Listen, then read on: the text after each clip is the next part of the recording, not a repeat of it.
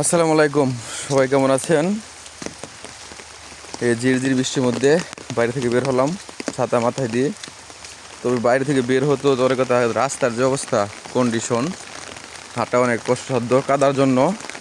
কারণ বৃষ্টি হলে এই কাদাটা রাস্তায় উঠে যায় এবং সরে যায়। এখন ঝিরঝির যে হালকা হালকা বৃষ্টি, এই বৃষ্টির কারণে আরও কাদা বেশি হচ্ছে, যার কারণে জুতা স্যান্ডেল সহ একবারে বয়ে গেছে কাদা, হাঁটা কষ্ট হতেছে।